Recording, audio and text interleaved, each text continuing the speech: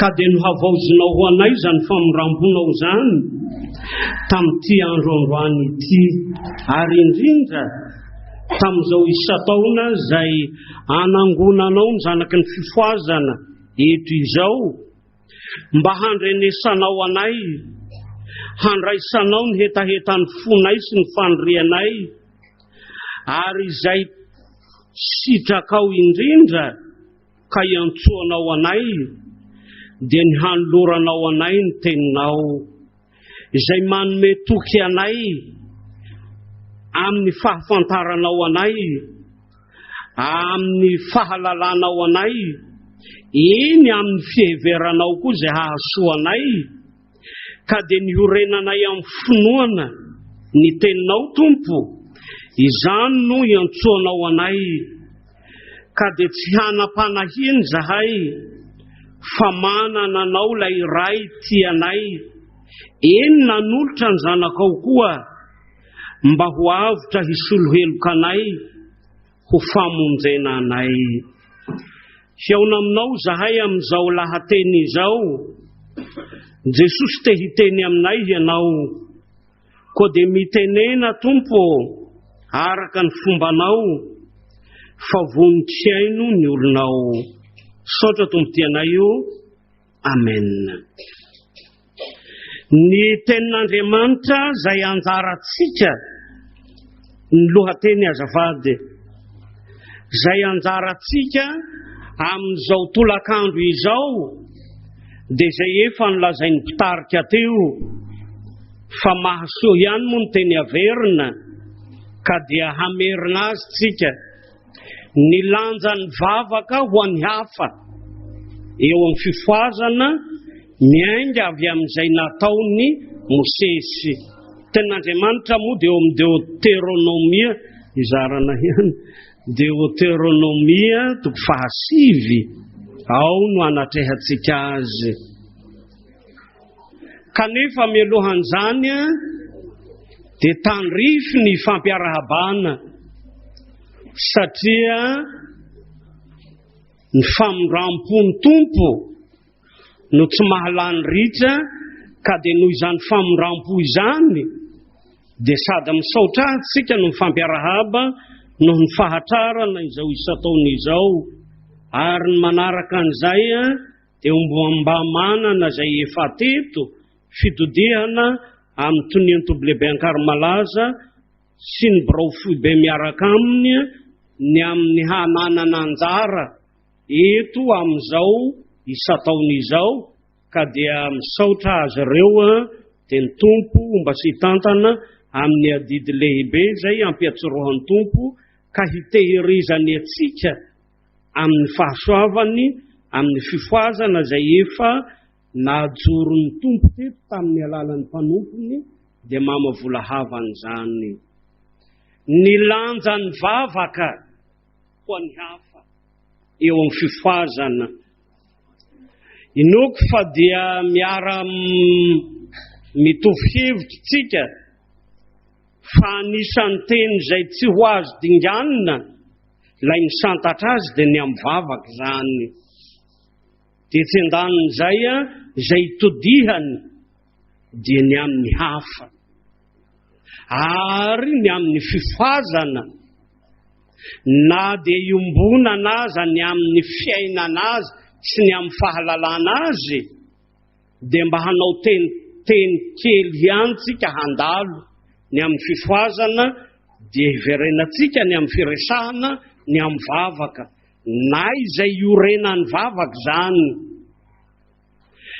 na ny anton'ny vavaka ary dia izay asa iainan'ny fifoazana azy izay no hatohitsika azy rehefa avy eo miainga amin'izay efa atrehantsika amin'ny perikio-panjaratsika amin'izao isa-taona izao dia ny bokin'ny Deuteronomia zany hiresahana ny amin'ny didin'Andriamanitra zany. Ahoana ny amin'ny fifoazana isantarantsika azy? Raha ny amin'ny fifoazana no resahana dia ny Efesianina 5 ny 9:7 no tsaroana raha miresaka an'izany hoe fifoazana zany tsika fa izao no lazain'ny apôstôly Paoly ao ny amin'izany. Mifoaza ianareo zay matory ary mitsangana maty dia hampahazava anareo Kristy. Fifoazana no resahana dia fialana amin'ny torimaso zany araka izay ilazan'ny Paoly azy eto. Mifoaza ianareo zay matory ary raha ny fiainganana izay toerana nisy mialohan'ny fifoazana dia sariteny ny ilazana azy amin'ny torimaso fa tena endrika izay fitoerana amin'ny fahotana zany. Ary izay tandrifin'ny torimaso indrindra sy ny fotoana misy azy raha tsy aretina dia ao anatin'ny alina ao. Ary ny soratra masina raha miresaka ny amin'izany ilazany ny amin'ny fahotana zany dia aizina. Io no lazain'ny Isaia raha milaza ny amin'ny fahotana izay mandrakotra izy ary indro ny aizina manarona ny tany ary ny aispito manarona ny firenena ary izay sakaizany zany dia ny torimaso sy ny asan'ny maizina. Zany no ao. Ary io no iantsoan'ny Paoly ny Efesianina tamin'ny fotoanandro ka itenenany manao hoe mifaza sy anao zay matory fa izay atohiny azy koa mitsangana maty dia hampahazavanao Kristy koa sary koa zay ilazana ny amin'ny fiainan'ny fifazana izay nialany tao amin'ny fahafatesana. Ary Paoly raha miresaka ny amin'ny fahotana dia izany indrindra no ilazany azy. Raha miresaka ny ao amin'ny Romanina 9 izy niarana levina tamin'ny Kristy tamin'ny batisa ho amin'ny fahafatesantsika. Fa izay atohiny azy dia niarana tsangana Romanina 9 ho vakina hoy indray amandreny teo.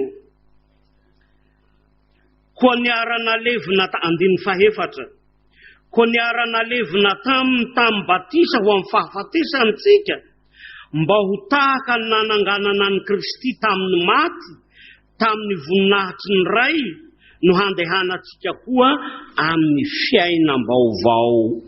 Ary io no ambara fa fiainana raha ny amin'ny fifazana tsy izay nialantsika tamin'ny maizina ihany ho amin'ny fahazavana fa izay mbola andehanatsika koa amin'ny fiainam-baovao. Ary izany na ny torimaso zany na ny endriky ny fahafatesana dia mampahatsiaro antsika ny amin'ny asan'ny fanahy zany. Ary ny artikela 7 dia milaza indrindra ny amin'izany fitsanganana maty zany fa asan'ny fanahy zany.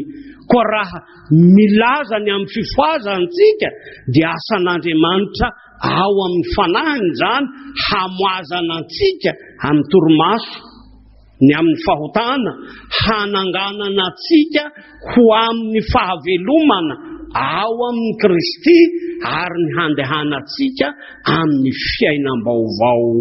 Ary io fiainam-baovao izay lazain'io dia io lay nitoriany Jaona mpanao batisa raha miantso ny olona ho amin'ny fibebahana izy dia indro mamerina ka manao hoe aoka hamoa voamendrika ny fibebahana fiainam-baovao zany. Ary dia efa anisan'izay ahazoantsika mitodika amin'ny tenatsika izany ka hanontaniantsika hoe tena fifazana tokoa va? Ny hafa raha mijery antsika dia tsy fifazana io, tsy misy eto moa izy ireo. Raha mijery antsika izy dia toa ilay zavatra zay fiainana aoriana. Raha vehivavy no lazaina fifazana zany dia tsy mipataloho izy. Ny fifazana zany tsy mamadika, tsy mihinana-paraky, tsy misotro toka, tsy mijangajanga, tsy mangalatra raky, tsy mangalatra azafady, tsy mangalatra sy ireo zavatra maro izay tany sainareo. Zany no amantarany.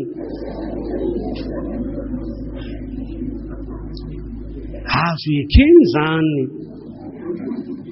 Fa raha ny amin'ny fifazana dia izay nanangana ny tompo atsika ho amin'ny fiainam-baovao. Reo ngamba raha ny amin'ny fifazana. Ny antony lazana azy mialoha satria ny lohatenitsika dia manao hoe ny lanja ny vavaka ho an'ny hafa ao amin'ny fifazana. Ka dia samy siombontsika rehetra fa tsy misy ao anatiny izay ho resahana ny amin'ny fiainam-bavaka satria isika rehetra izao dia fifazana.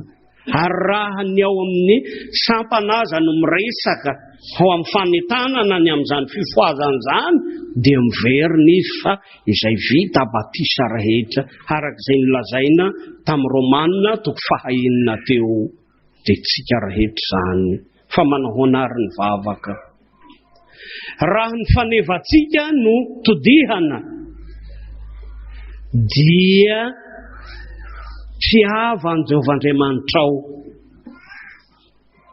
tiavan Jehovah-Andriamanitra ao io no faneva ary raha Jesosy no nanontaniana momba ny amin'ny didy dia lazainy ao amin'ny Mateo 2:20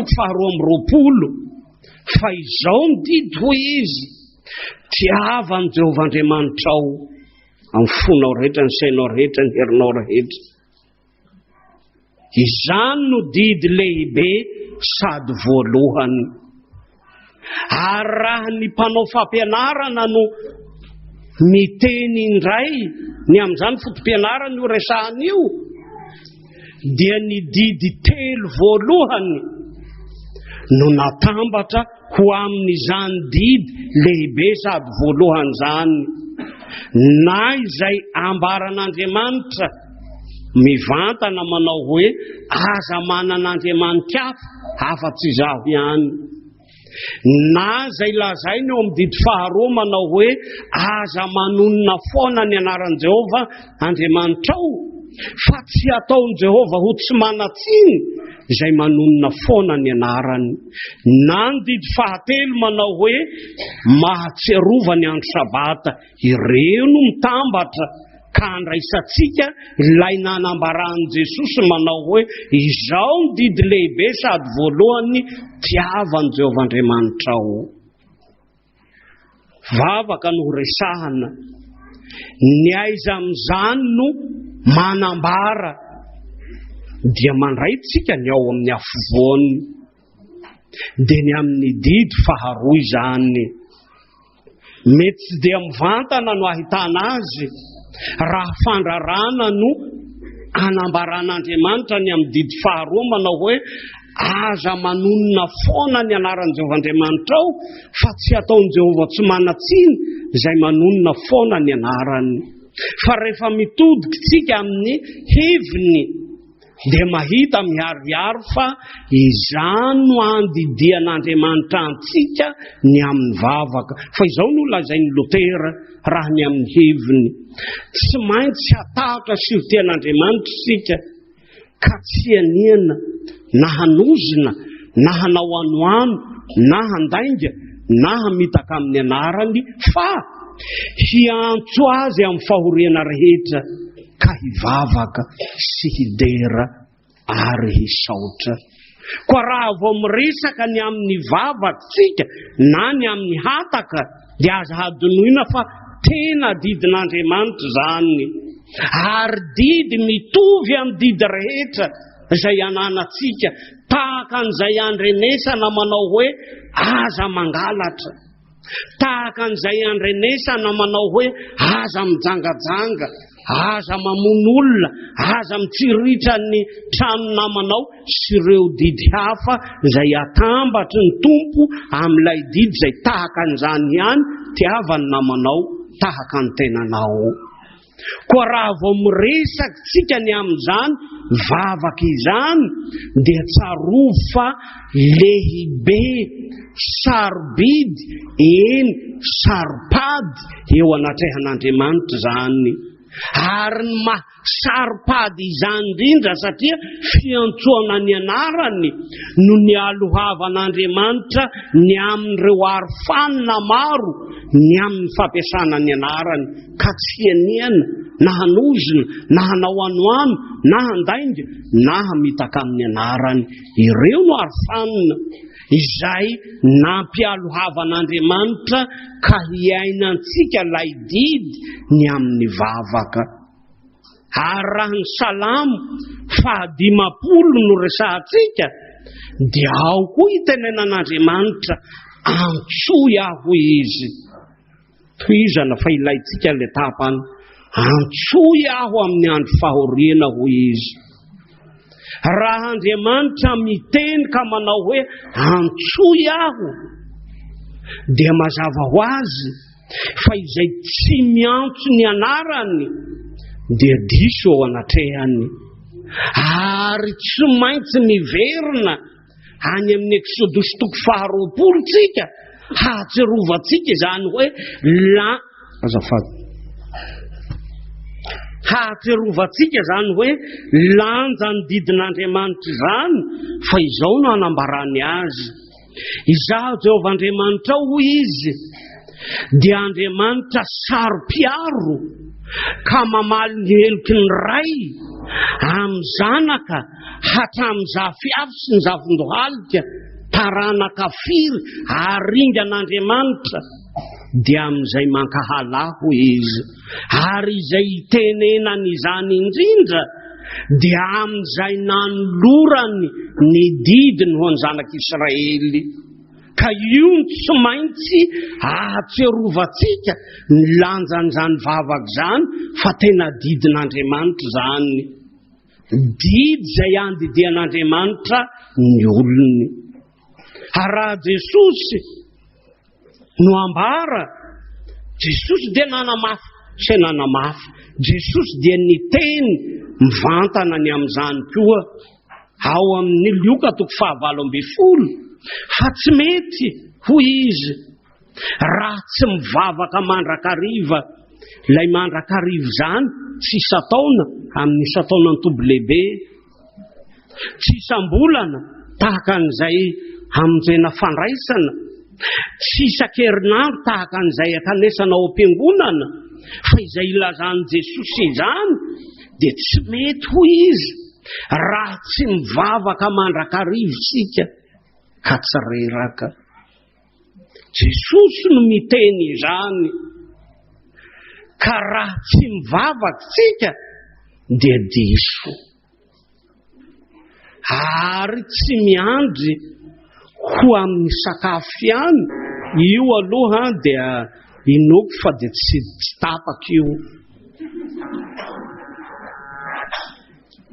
Mitodika amin'ny ramatoa ihany tapaka io, tsy tapaka io, isaky ny vavaka ten-taoary. Fa ny ankoatran'izay anontanio ihany ny ankonana, sao dia misy fahabangana ao.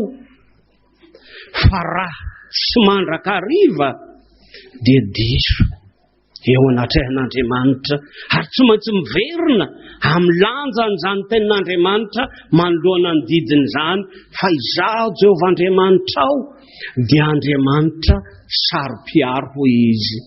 Fa tsy ireo ihany, fa raha ny apôstôly Paoly no milaza izany, dia izao no ilazany azy ao amin'ny Tesaloniana 1:5, ny 7:7, izao no ilazany azy: mivavaha ka aza mitsahatra. Io no anambarany Paoly azy, mivavaha izy ka aza mitsahatra. Lay mitsahatra eo aza mitsahatra mivavaka. Ary ny amin'ny Filipianina 4:9 dia ahitantsika izany koa, izay Paoly no milaza azy ihany io, dia izao no ilazany azy: aoka ny fivavahana sy ny fifonana no entinareo manambara ny fangatahanareo amin'Andriamanitra amin'ny zavatra rehetra. Io no ilazany azy. Fa tsy Paoly ihany, fa i Petera koa dia milaza mivantana ny amin'izay fanantirany izay nolazain'ny Tompo ny amin'ny vavaka, fa izao no ilazany azy ao amin'ny Petera 1:4, ny 7, dia izao no ilazany azy ao: fa atomotra ny farany zavatra rehetra, koendre ka mahanona tena amin'ny fivavahana. Reo raha ny ambara ny amin'ny didin'Andriamanitra dia samy manantitra izany avokoa, na Andriamanitra arak'izay nanolorany azy ao amin'ny didi faharoa, na Jesosy amin'izay itenenan'ny vantana amintsika koa ankehitriny, na izay ananteran'ny Paoly azy sy ny apôstôly Petera azy koa, dia samy milaza fa iorenan'ny vavaka ny amin'ny mahadidin'Andriamanitra azy. Teo am-panombohana moa tsika ny teny, raha hiresaka ny amin'ny vavaka tsika dia hiresaka inona ny fototra iorenan'izany vavaka izany, dia izay nolazaitsika teo ny tapany voalohany dia ny amin'ny mahadidin'Andriamanitra azy. Ary raha didy no lazaina tsy manatsafidy ny zanaky ny fifoazana ka hanao hoe afaka ny tsy hivavaka, fa tena tsy maintsy mivavaka. Ary teto taona vitsivitsy izay nahatsiarovako nanambarana ray aman-dreny anankiray momba ny vavaka, dia izao ny ilazany azy. Io dia tahaka ny termometra hoy, izay amantaranao ny fahasalamanao amin'ny fifandraisana amin'Andriamanitra. Fa raha io no vitsivitsy, aretiny zany. Ary raha fifandraisana amin'Andriamanitra no lazaina fa misy lesoka, dia tsy mba misy elanelanao ka ho tenenina manao hoe somary latsadatsaka. Fa raha fifandraisana amin'Andriamanitra, na ao aminy ianao na tsy ao. Ka raha tsy ampy ny vavaka dia lazao fa tsy misy zany. Ary eo sika hiara-hiaikiny amin'izany, fa tsy mba azo atao hoe latsadatsaka eo ihany. Fa Jesosy raha niteny dia tsy mety ho izy raha tsy mivavaka mandrakariva. Ka dia azotsika mandanjy zany, azotsika mandresy ny amin'izay tena mahafifoazana atsika. Ary raha ny mpiandro moa ny resahana dia lazainy fa tena asan'ny fifoazana zany, asan'ny mpiandro zany mivavaka zany. Fa io ho resahantsika ihany amin'ny tapany manaraka. Fa dia misy tokoa dia manao vavaka ary tsy tapaka. Fa inona no re ao? Ko sy nay. Teny misaratra ka tsara io sao dia ataony roa ko sy nay indray, fa dia ko sy nay. Zany no re. Na dia ato an-tranony ray aza, na dia ao amin'ny fivoriana iombonana aza, fa soa ihany manana an'izao lohateny izao tsika, hampitodika atsika ny amin'ny vavaka fisoronana. Ary io resahana amin'ny tapany manaraka. Izay ny orenan'ny vavaka ny amin'ny mahadidin'Andriamanitra azy. Fa faharoa manaraka an'izay dia zavatra izay tena iorenan'ny vavaka ihany koa, ny amin'ny fampanantenana na ny amin'ny fanomezatoky izay omen'Andriamanitra ny amin'ny valim-bavaka. Io dia tena fototra iorenan'ny vavaka. Fa Andriamanitra raha niteny ao amin'ny Salamo 119:150 manao hoe antsoy aho amin'ny andro fahoriana dia indro atohony avy hatrany fa hamonjy anao aho. Ary io ny toky ho antsika raha mivavaka. Dia ilay Andriamanitra izay manome toky antsika ny amin'izany vavaka izany, fa tsy hoe mihaino ihany izy, satria didiny zany.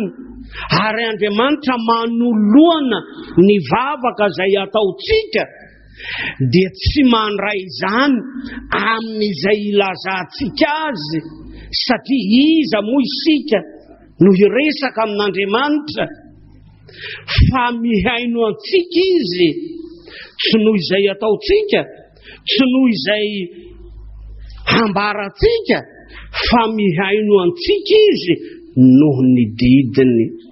Ary Lotera raha miresaka ny amin'izany vavaka izany ka azotsika manatona an'Andriamanitra, dia nilazany azy dia tsika tsy maintsy manatona an'Andriamanitra ho izy, tsy noho ny amin'ny maha-olombelona antsika sy ny amin'ny tsy fahatanterahantsika, fa nohony amin'ny mahadidin'Andriamanitra azy, ary Andriamanitra hoy izy dia tsy maintsy mihaino atsika satria didiny zany. Fa tsy izay ihany, fa Andriamanitra tsy mihaino vavaka ihany, fa Andriamanitra dia tena mamaly vavaka koa. Ary io ny toky, raha ny amin'izay orena ny vavaka dia ilay teny fampanantenana nomen'Andriamanitra.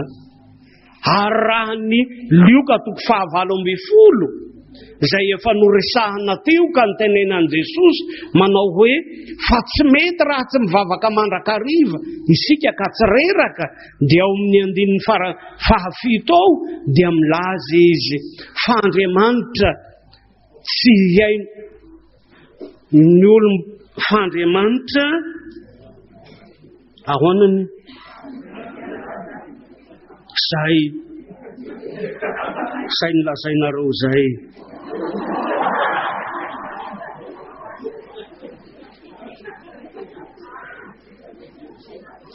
Fa Andriamanitra tsy hanome rariny ny olom-bofidiny va izay mitaraina aminy andro aman'alina, ary moa hitaredretra va izy. Izany no fanomeza toky izay azotsika amin'izay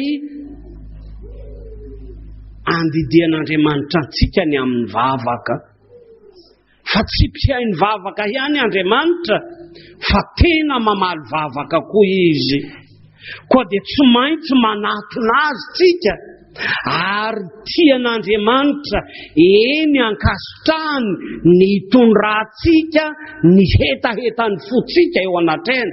Indrindra ho lazaitsika ihany moa ny antony rehefa avy eo fahalefako dieny mialoha, ny hitondratsika ny fahoriatsika eo anatrehany. Sitrak'Andriamanitra zany dia mety mipetraka ny fanontaniana, sitrak'Andriamanitra va ny hanatrika atsika amin'ny fahoriatsika, amin'ny fitarainantsika? Dia izay nataony sy nambarany tamin'i Mosesy ny amin'ny zanak'Israely no tsarovana, fa izy dia niteny ka manao hoe hitako ny fahorian'ny oloko, reko ny fitarainany.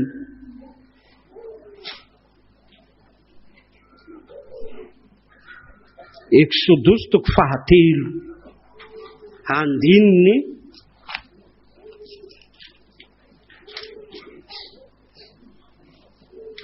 hitako ny 7, efa hitako ny fahorian'ny oloko any amin'ny Ezipta, reko ny fitarainany, fantatro ny alahelony, hidina ho izy. Io ny fanomeza toky avy aminy, hidina ho izy. Zany no iorenantsika raha mivavaka sika. Ary ny amin'izay nasehon'i Jesosy tamin'izay rehetra nitaraina aminy, dia izay nambarany fa tsy mitaredretra izy, ho avy aho izy hanasitrana azy. Fa mila mandanjalanja ihany sika ny amin'ny valim-bavaka. Fa raha mangataka sika ary ny mpanao famaritana any amin'ny vavaka dia miresaka ka manao hoe resaka atao amin'Andriamanitra zany. Fa ny ray aman-dren'ny pastora Rakoto Arvony dia izao ny ilazany azy, na ekena ho izy fa resaka amin'Andriamanitra io, fa tsy resaky ny mitovy saranga io, fa resaka ataonao amin'ny tomponao. Ary io ny somary mahasadaikatra mandre vavaka ankehitriny. Jesosy fa zandrinao ve Jesosy? Sa olo-pehezinao va izy? Fa to mandre an'izany matetika.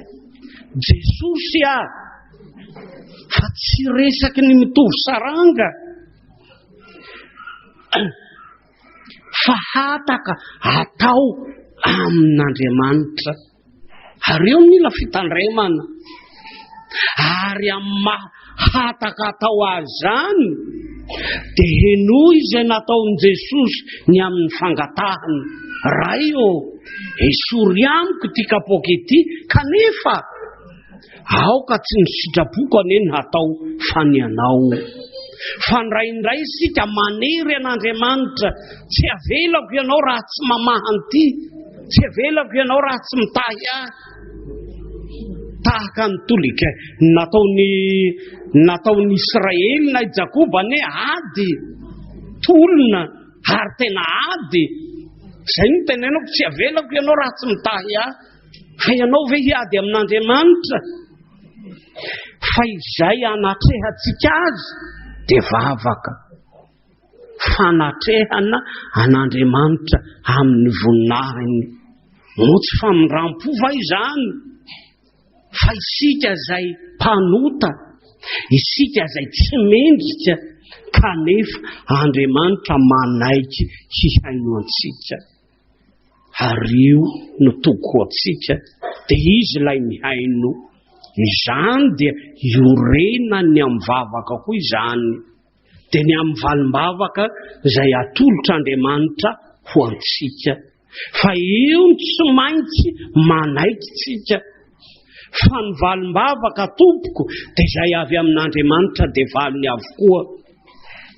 Mangataka sika, valim-bavaka ny itenenany manao hoe eny. Mbola valim-bavaka koa ny itenenany Jesosy aminao manao hoe eny, fa mandrasa kely hoy izy. Ny kely amin'Andriamanitra mbola tsy fantatra koa, fa izay hazonina dia izao ny tompony miteny manao hoe eny. Ary ny antony hoe mahandrasa dia lay teto, lay antony 7 taona tao anefitra. Fa misy eneny nahazo valim-bavaka tahaka n'lay boka 7 lahy, fa vao nahazo izy dia nizotra izy. Ary ny valim-bavaka izay eny avy hatrany dia nitondra azy ho any amin'ny fahaverezana. Fantatr'Andriamanitra izay hahasoatsika. Ary ny Jeremia 7:20 dia hazonina. Fa ny tompony miteny ka manao hoe izaho mahalala ny hevitra heverako anareo dia hevitra hahatonga fiadanana hoy izy, fa tsy loza. Ka na dia eny manao hoe andraso, hevitra hahatonga fiadanana zany. Ary mbola misy valim-bavaka koa izay tsy te ho tonontsika indraindray, dia ilay tenenan'Andriamanitra manao hoe tsia. Ny indray mandray ny pastora Spenera nanao fampianarana indray mandeha, dia nilaza ny amin'ny fahatanorana izy. Nangataka tamin'i Jesosy aho izy mba meo motocross aho izy, fa tsy nahazo aho izy. Mandra-paha tsy tavadidiko ny amin'ny tenenany, fa tsy nandiha an'izay izy. Fa izy no mitantara dia mamerina. Fa izay nilako an'izany hoy izy dia mba handehandehanako eran'ny tanàna, mba hahitany olona sy mba zay. Fa ny tompo dia niteny taminy ka nanao hoe sia, satria tsy mahasoa azy zany. Ka dia hazony fa naiorenany vavaka aza ilay tohy ny Salamy 15 teo manao hoe dia hamonjy anao aho, dia manaiky tsika. Ary amin'izay atao aza dia raisina lay ambaran'i Jesosy manao hoe aoka netsy ny sitrapoko no atao fanianao. Fa ny sitrapon'Andriamanitra dia hahasoanao zany. Io ny iorenan'ny vavaka amin'ny faharoa. Fa anisan'izay iorenan'ny vavaka koa dia ny amin'izay tarihan'Andriamanitra antsika amin'ny vavaka. Ahoana nilazan'ny Paoly azy? Raha ny Romanina 9 no milaza azy, dia izao nilazany azy ao amin'ny 9:20.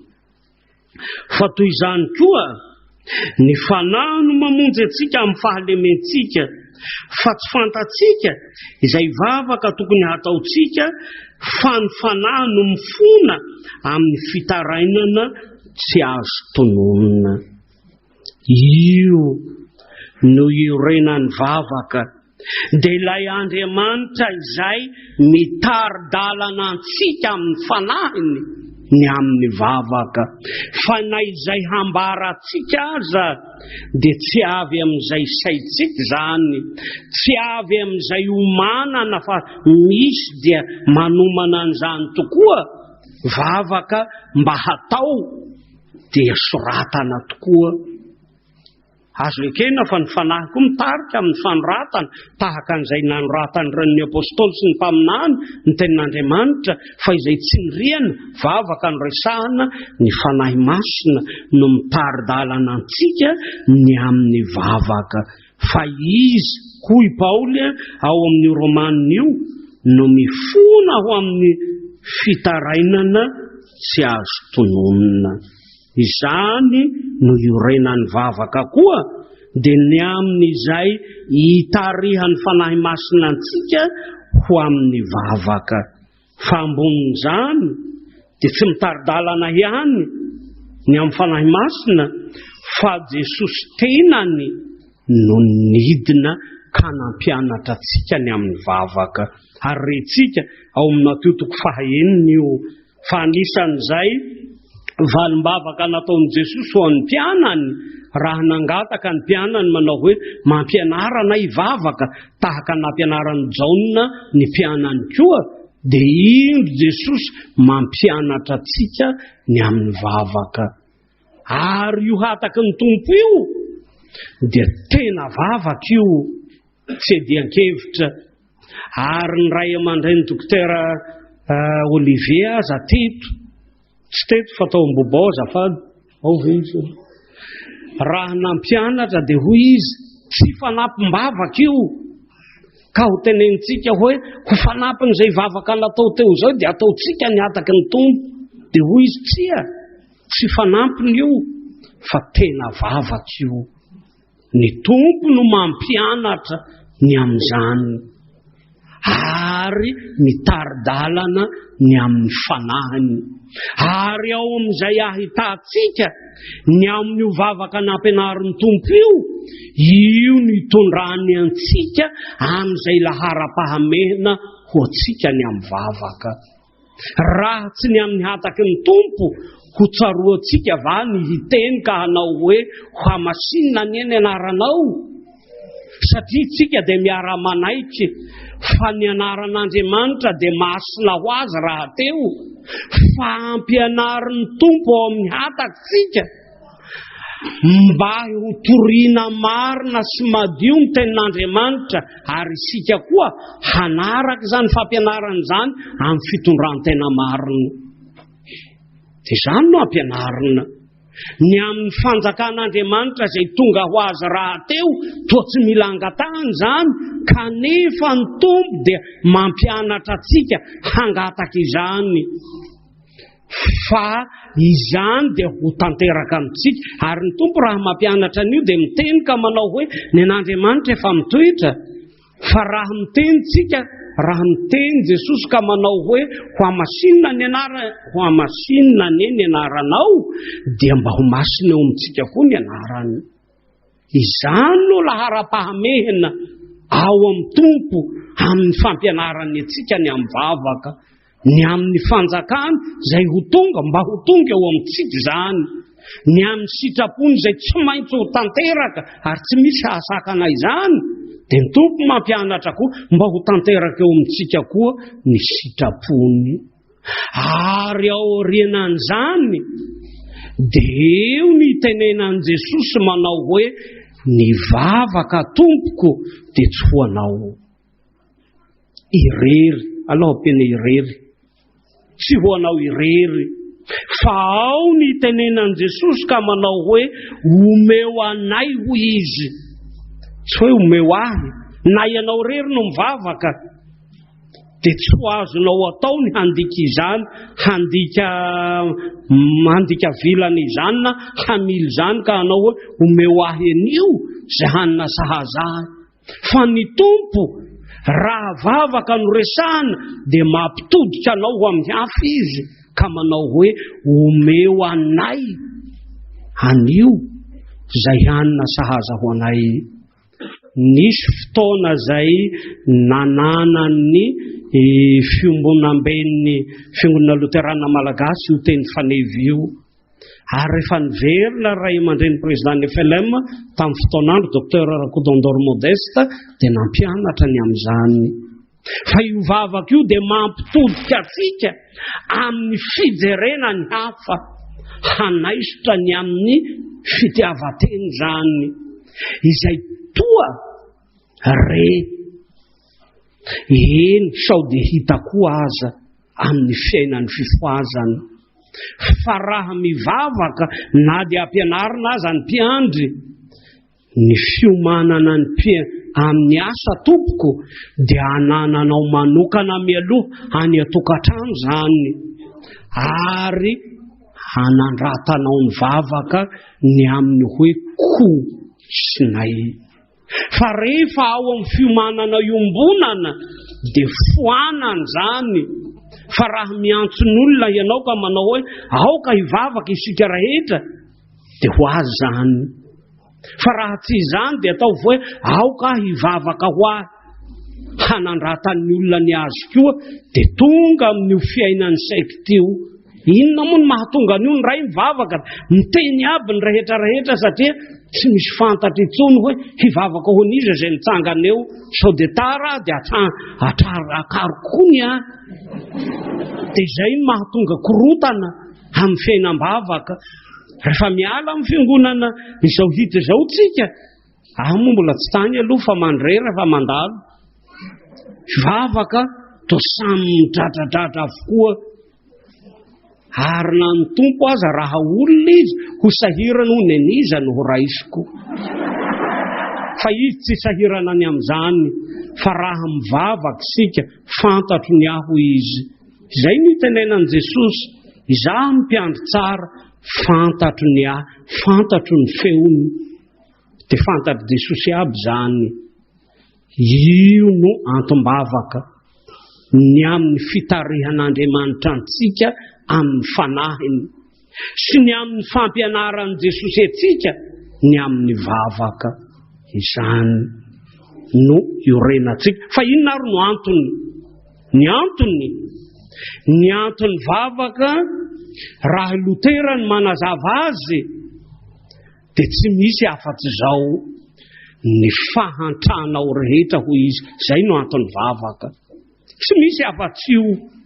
Ary toa maharesy lahatra tokoa zany na tsy Luteranina aza satria nisy tonga ny vavaka tao amin'ny tempoly ilay fariseo izay nivavaka mialoha dia izao no nasandrany: misaotranao aho ray fa tsy mba tahaka ny olona sasany fa mifady hanina indroa isan-kerinandro aho, mahafoy ny fahafolo-karena amin'izay azoko rehetra aho, ary tsy mba tahaka ny mpangalatra sy io lay miditra misokosoko atao amin'ny tempolinao io aho. Izany no eritreretiny fa vavaka.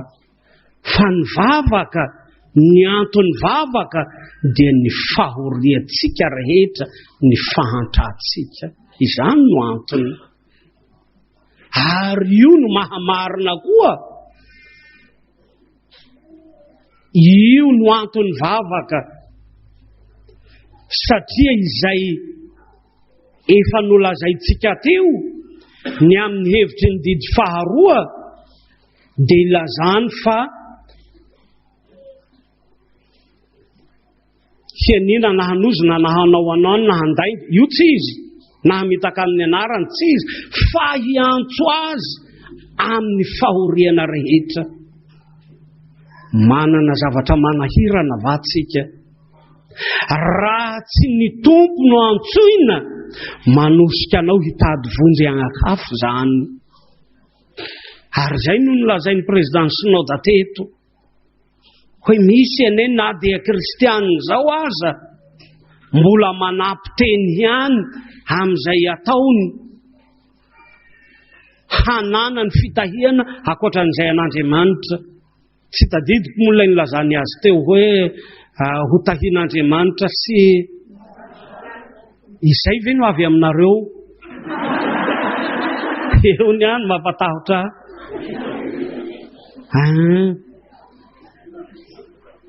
Hiantso azy amin'ny fahoriana rehetra sy hidera ary hisaotra.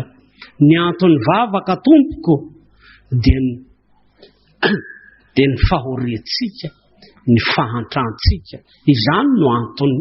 Ary sitrak'Andriamanitra ny tondratsika izany eo anatrehany. Tsy hoe tsy mahalala tsika, efa nilazaitsika izany. Fa efa nambarany tamin'ny zanak'Israely izany, fantatro ny fahorianao, reko ny fitarainanao, voaraiko. Izany hoy izy. Fa izany no anomanan'Andriamanitra ny fontsika mba ho tahaka ny tanana tsy misy ninninna handray ny fanomezana avy amin'Andriamanitra. Fa ny ray aman-dren'ny pasteur Rakoto Arvony raha mampianatra ny amin'ny vavaka dia izao no ilazany azy. Ny vavaka hoy izy dia famerenana eo anatrehan'Andriamanitra ny amin'ny teny fampanantenana nataon'Andriamanitra ho antsika. Famerenana hoy izy dia mipetraka ny fanontaniana hadin'Andriamanitra va ny teny izay nataony tamiko? Valintia. Fa ao amin'izany vavaka izany no ampahafantarin'Andriamanitra antsika ny amin'ny tsy fahatanterahantsika, ny amin'ny fahoriantsika, ny amin'ny tsy ananantsika vahaolana na inona na aiza afa-tsy ao aminy ihany. Dia ao anatin'izany vavaka izany no anomanany fotsika mba handraisatsika ny fitahiana avy aminy. Ary raha ny hataky ny tompo aza moa no lazaina dia mampianatra mangataka atsika tsy ny hahazo fa efa mahazo mba hahafantaratsika ilay manome dia Andriamanitra zany. Fa io ny antony vavaka. Fa raha tsy zany dia hoy ny tompo tsy fantatro na avitaiza ianareo. Fa ny tatitry ny asa vita tompoko tsy anio. Tsy sanatria tahaka ny kabary politika io, ka raha vao mitsangana dia ho lazaina izao ny zava-bita, izao ny zavatra atao. Tsy izany ny vavaka. Fa Andriamanitra ny tsy vitanao aza ny hitany. Ary io ny amin'ny mitondra fanatitra ho eo amin'Andriamanitra, nitondra be dia be ny mpanan-karena atao amin'ny tempoly. Hainy tsy vitany ny hitany Jesosy fa tsy ilay zavatra be izay hitany, fa ilay nanatanteraka nitondra farantsaroa, io ny hitany tompo. Satria ny fony no jereny. Ka ny vavaka tsy tatitra fa mahandrasa, fa mpanompo hovaliantsika, tsy zanaka ihany fa mpanompo hovaliana. Ary ho avy ny fotoana izay tsy maintsy hanatrehantsika ny tompo, ary tsy isika no hilaza fa ny tompo no hilaza amintsika ny amintsika tsirairay avy. Fa ny vavaka dia fitondrana ny amin'izay tsy fahatanterahantsika eo anatrehan'Andriamanitra. Fa ambonin'izany efa nambarantsika teo, ny tompo koa mihaino ny hetahetany fotsika, tsy mba kely eo aminy zany. Fa matoa Jesosy mandidy ao amin'ny Matio 7 izay tsy mbola voalazantsika teo, miteny ka manao hoe mangataha dia homena ianareo, mitadiava dia hahita ianareo, dondony dia hovohana ianareo. Ny ambaran Jesosy izany dia izy voninkaino atsika koa ny amin'ny hetahetany fotsika, fa tsy ny amin'izay fahoriana ihany ka hitarainana. Eny ary ngamba misy tenin'Andriamanitra izay hovakina ny amin'izay nilazany Petera ny amin'izay efa voalaza teo dia ny Petera voalohany toko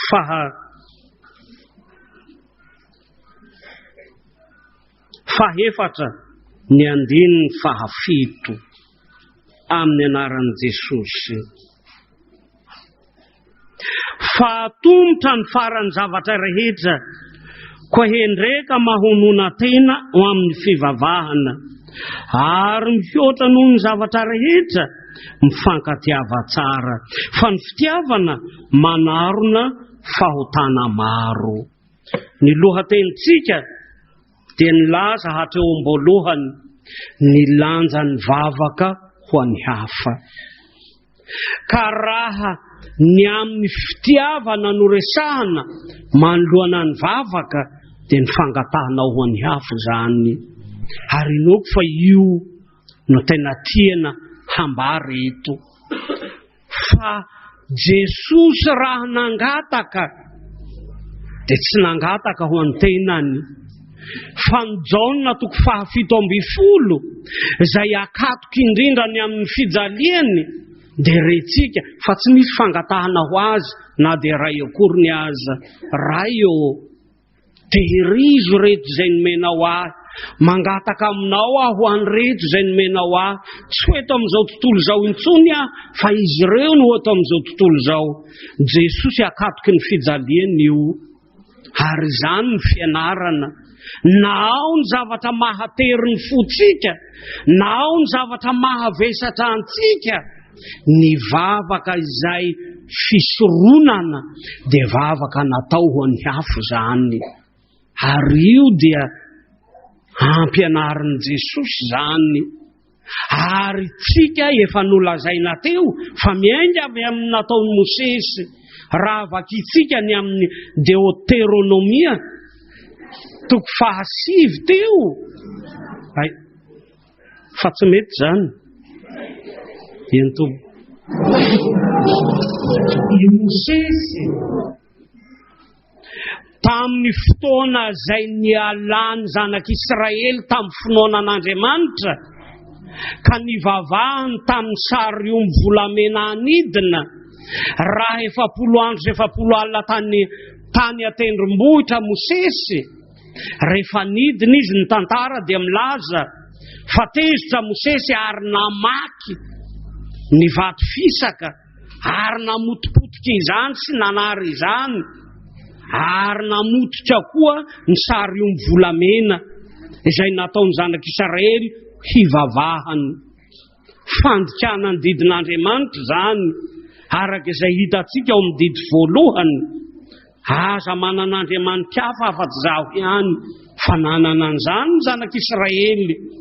Ary izay ilazany azy ao dia izao ny ilazany azy ao amin'ny Deuteronomia toko 7 ny andininy fa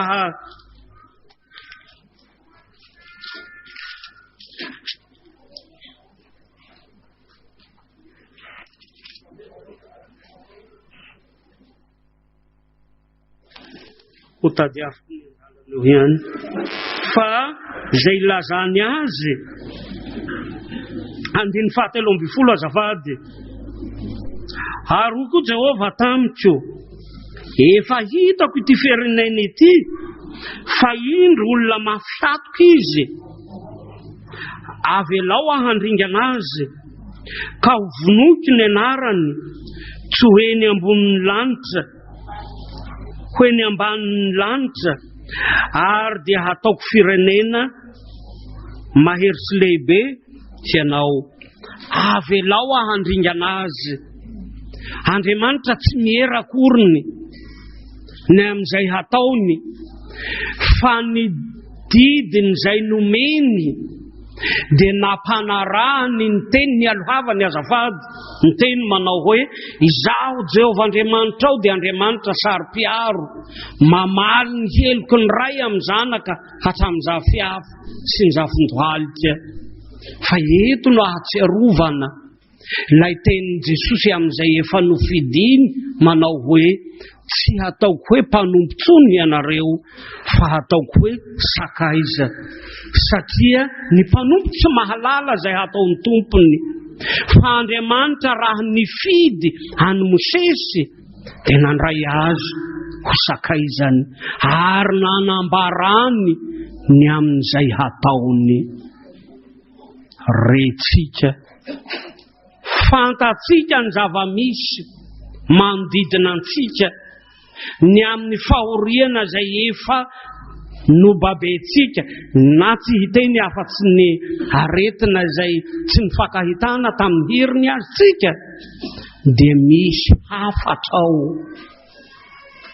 Nahoana Andriamanitra afaka miaro antsika, fa lalan'ny 70 taona no lalovana.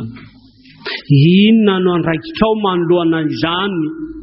Fa i Mosesy dia nifadikanina 70 andro sy 70 alina nangataka fifonana ho an'ny olony, mamela azy, aza mandringa anazy amin'ndrao fo izy, tsarovo ny teny zay efa nataonao. Ianao no nitondra azy avy tany Egipta, ahoana no hataony olona raha ringanao izy? Izao no ilazany fahavalo azy, tsy tia azy ianao, fa izay nakanao azy tany Egipta dia mba handringananao azy aty anefitra. Ary io ny vavaka fampahatserovana izay teny fampanantenana nomen'Andriamanitra, ary natao ho an'ny hafa zany. Mampitodika antsika zany, sy vavaka ho an'ny hafa, fa mety mandrehy antsika olona mpiandro mandeha mamango tokatrano, miditra ao tokatrano, jereo ty mpanomponao ty mamangy ato, fantatrao ny fahoriako, fantatrao ny zanako, fantatrao zany ve no haterinao amin'ny olona zay ho vanginao? Fampaherezana no homenao, ny entanao no entinao ao, fa io ny Jesosy miantso atsika va, ka manao hoe mankanesa ty amiko sy ianareo rehetra zay miasa fatratra sy mavensatraintana. Jesosy no hitondrany izany, fa ny vavaka zay ataony fifoazana ho an'ny hafa dia vavaka fifonana ho an'ny hafa zany. Ary zay no tsy maintsy ho tsarovantsika, tsika manana zay atsika manokana, fa Jesosy dia mampianatra izany ka manao hoe raha mivavaka ianareo dia midira ao amin'ny efitranonareo mangina. Ny mangina tsisy olona ao, sy ianao sy Jesosy anao zany.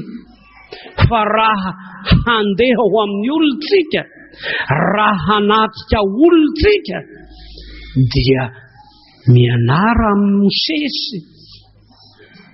Fa i Mosesy dia nivavaka ho an'ny hafa, ary ao anatin'izany koa dia Mosesy nivavaka manokana ho an'ny Arona. Arona no nitarika ny olona tao, tsy afa-miala amin'izany Arona, na noterena izy hanaraka izany, na inona fa mpitarika izy, tompona andraikitsany amin'izany izy. Mosesy nivavaka ho azy. Fa raha mba mifantantsika, ianareo ve mba mivavaka ho anay ireo? Aza valiana fa ampo, fa ndraindray ny hijery anay amin'ny tsy fahatanterahanay no mahamaika ny mpiandry. Ary io ty vavaka fisoronana zay lazaina eto ity ny fiainana ny didy fahavalo, zay manao hoe aza manendrikendrika ny namanao. Ny heviny haverina ihany, tsy maintsy hatahotra sy ho ten'Andriamanitra tsika, ka tsy hanosy-dratsy ny namatsika na hifosa. Hay moa ny mifosa ty tena fandikana didy. Eto aho vao mahatsiaro azy. Hay ny mifosa dia fandikana, ka tsy hifosa. hadiko avy aza nantohiny na tsiaro ny fosakay mo fandikana didy tena heloka fa hanalatsiny azy kosa sy hilaza soa azy ka tsy halaka hanameloka azy. Raha manalatsiny ianao, iza no hahafaka izany? Tsy kabary io ka hitany sana 5 minitra ny heloka mialatsiny, miala fono tsiny dia atao an'izao. Ny tompo no mahadiso atsika, ka raha manalatsiny azy tsika mivavaka mifona ho azy. Ary izay nataony Mosesy dia mivavaka ho an'ny mpitarika. Ataovy zany, fa didy zany, tsy amin'ny mahapastora ny tenenako izany, fa tokony loholona ny hiteny eto dia handidy manao hoe mivavaha ho an'ny pastora, mivavaha ho an'ny mpitarika, ho an'ny ray aman-dren'ny toby, ho an'ny tonian'ny toby lehibe, ho an'ny braofoben'ny toby lehibe, ho an'ny toby rehetra. Anjarany fifazany zany. Raha Jesosy no miteny amin'izany dia izany no ny alohavan'ny teniny tao amin'ny fahoriany teo amin'ny fanomboana azy. Fa izao no nambarany: Andriamanitra mamelany helony fa tsy fantany izay ataony. Jesosy no miteny mivantana izany, ka tsy mampianatra anao va izy? Ary izay nanasany ny tongotry ny mpianany ka nitenenany manao hoe raha izaho tombotry mpampianatra aza manasa ny tongotrareo, ianareo koa tokony hifanasa tongotra. Famelan-keloka zany, vavaka fifonany zany izay atao. Koa raha miteny etsika manao hoe nilanja ny vavaka fifonany, nilanja ny vavaka ho an'ny hafa, ao amin'ny fifoazana arak'izay nataony Mosesy, dia fiasan'Andriamanitra hamelany heloka izany ho an'ny olona. Manaiky ho fiasan'Andriamanitra va isika mianara amin'ny Mosesy, ary mandraisa izay nataony Paoly koa, izay nataony Jesosy, ary mianara koa izay nataony Paoly. Hoy Petera: antomotra ny farany zavatra rehetra, koa hendreka mahonona tena amin'ny fivavahana, ary ambonin'izany rehetra zany dia mifankatiava tsara. Fa ny fitiavana hoy izy manarona fahotana maro. Voninahitra ny ho an'Andriamanitra ray zanaka ary fanahy masina izay azy hatramin'ny taloha indrindra ka ho mandrakizay. Amen.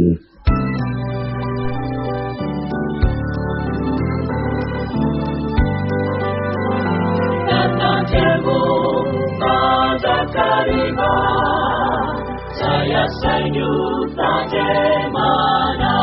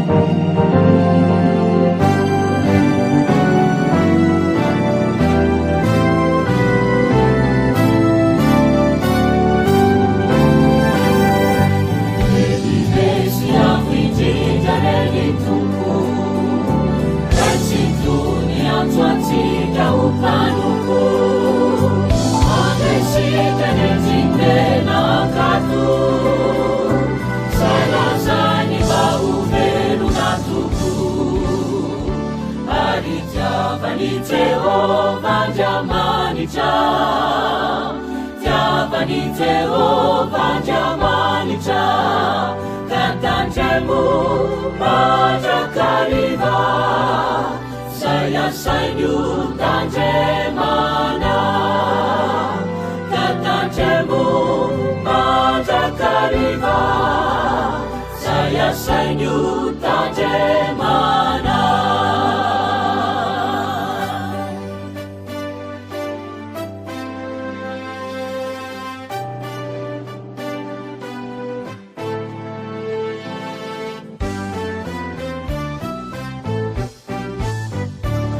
Fitiavaniantsika tsisy fetra, nentiny Jesosy ny eloka rehetra.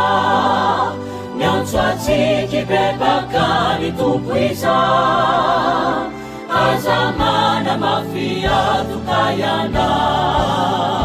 Ary tiavany Jehovah Jamanitra, tiavany Jehovah Jamanitra, katanjemu majakariva, saya sainu tanjemana.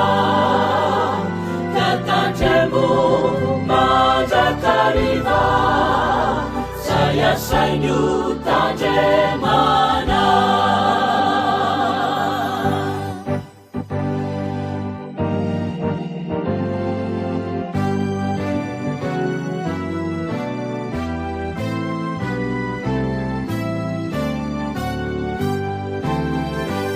Azuantoka tokony fanekeny, fa ovelona zay mankatony teny.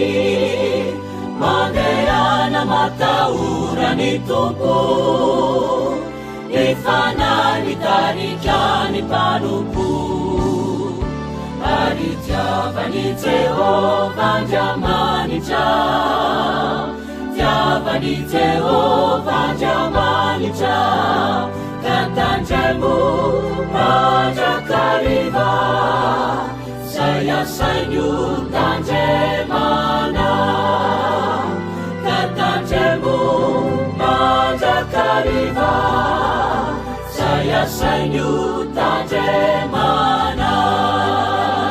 Ari tiavany Jehovah Jamanitra, tiavany Jehovah Jamanitra, katanjemu majakariva, saya sainu tanjemana. Katanjemu majakariva, saya sainu